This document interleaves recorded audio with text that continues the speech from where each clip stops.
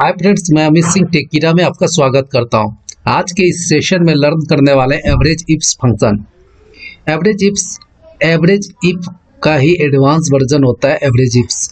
Average if और average ifs में सिर्फ ये फर्क है दोस्तों, एवरेज इफ आपका सिंगल क्राइटेरिया आपका एवरेज निकाल के देता है, जबकि एवरेज इफ्स आपका मल्टीपल क्राइटेरिया या एक से ज़्यादा क्राइटेरिया हो, कंडीशन हो, उसका ये एवरेज करके आपको देता है। देखिए इसका डेफिनेशन दिया हुआ, the average ifs function in Excel returns the average of all cells that meet multiple criteria. इसका अर्थ यही हुआ दोस्तों कि एवरेज इफ्स सभी सेल्स का एवरेज निकाल के देता है जहां पे एक से ज़्यादा क्राइटेरिया मीट करेगा, मिलेगा उसे, ठीक है। और दूसरा है ये क्राइटेरिया जो एवरेज इफ्स में जो होता है उसमें लॉजिकल ऑपरेटर का भी उपयोग होता है। वो लॉजिकल ऑपरेटर इस प्रकार होते हैं, greater than, less than, not equal और इक्वल, और साथ में वाइल्ड कार्ड्स। इसका मैंने प्रीवियस वीडियो में आपका इसका क्या यूजेज है, तो ये देखिए एस्टेरिस्क एंड क्वेश्चन मार्क होता है, ये वाइल्ड कार्ड्स। इसका सिंटेक्स इस प्रकार होता है दोस्तों, equal average ifs bracket average range comma criteria range 1 comma criteria 1, criteria range 2 comma criteria 2 comma dot dot bracket close.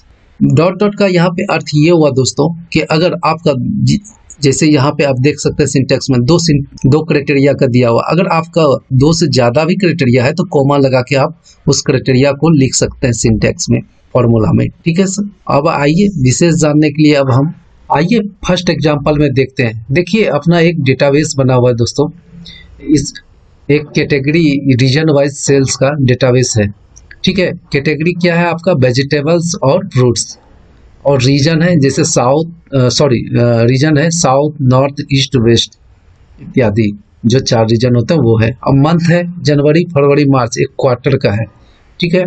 और ये जो है फर्स्ट क्वार्टर का रिलेटेड इसमें डेटा दो है, इसमें सेल्स है उस मंथ में। मान लीजिए वेजिटेबल है नॉर्थ रीजन में, जनवरी मंथ में कितना सेल्स हुआ है तो उसकी फिगर दी हुई है अमाउंट में, ठीक है। अब एवरेज इफ्स करता क्या है, जैसे मैंने सिंटेक्स में बताया था, एवरेज इफ्स जो है सम रेंज की तरह ही, सम इफ्स की तरह ही काम करता है, लेकिन फ़र्क यही है कि यहाँ सम इफ्स की जगह आप एवरेज इफ्स लिखेंगे और ये एवरेज निकाल के देगा। वहाँ पे सम करता है, ये एवरेज निकाल के देगा, ठीक है। तो यहाँ पे हमारा जो पहला क्वेश्चन है कि 2 क्राइटेरिया है, इफ्स क्यों यूज करते हैं एवरेज इफ्स, क्योंकि मल्टीपल क्राइटेरिया होना चाहिए।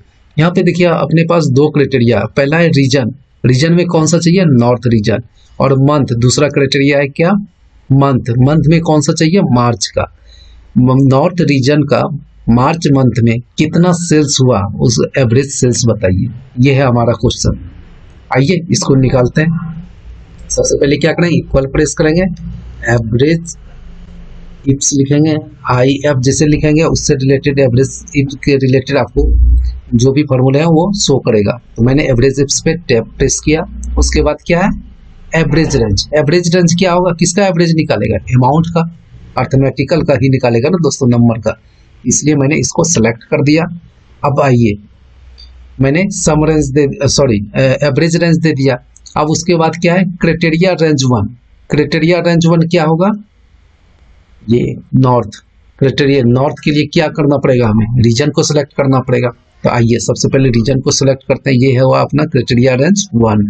और क्राइटेरिया 1 क्या होगा, क्राइटेरिया 1 होगा नॉर्थ यहाँ पे लिखा हुआ, मैंने नॉर्थ को सिलेक्ट कर लिया। ये देखिए यहाँ पे सिंटेक्स को समझिए, एवरेज इफ्स लिखा, उसके बाद एवरेज रेंज दिया, एवरेज रेंज के बाद क्राइटेरिया रेंज 1 दिया। क्राइटेरिया रेंज 1 क्या था, रीजन वाले कॉलम में रीजन को सिलेक्ट किया पूरे को, उसमें से नॉर्थ का मुझे निकालना था तो इसलिए मैंने नॉर्थ को सिलेक्ट किया। अब दूसरा क्राइटेरिया क्या है अपना, मंथ में, तो मंथ मार्च मंथ का मुझे और डेटा निकालना था, इसके लिए क्या करना पड़ेगा, मुझे मंथ वाले कॉलम को सिलेक्ट करना पड़ेगा। ये क्राइटेरिया रेंज 2 हुआ। अब इसमें क्राइटेरिया 2 क्या होगा, ये तो क्राइटेरिया रेंज 2 दिया, तो क्राइटेरिया क्या होगा अपना मार्च, मैंने मार्च को सिलेक्ट किया। अब प्रेस इंटर कर देंगे, देखिए आपका 617 आपका अमाउंट, एवरेज अमाउंट निकलता है मार्च मंथ के अंदर में, ठीक है दोस्तों। ये थी अपनी एवरेज इफ्स का पहला एग्जांपल।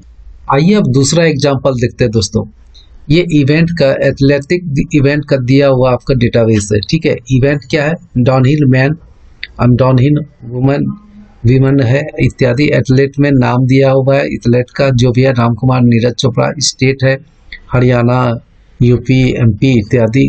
और रिजल्ट जो है आपका वो 1 मिनट 51 सेकंड 4 मिली सेकेंड, मतलब मिनट सेकेंड और मिली सेकेंड में दिया हुआ। और मेडल जिसको उसके अकॉर्डिंग उसको मेडल मिला हुआ है। तो उसकी डिटेल दी हुई है, किस इवेंट में किस एथलीट को किस स्टेट का कितना रिजल्ट लगा और उसको कौन सा मेडल मिला, उसका ये डेटाबेस है। देखिए अपने पास एक क्वेश्चन आती है, क्वेश्चन जो है यहाँ पे देखिए 3 क्राइटेरिया वाली है।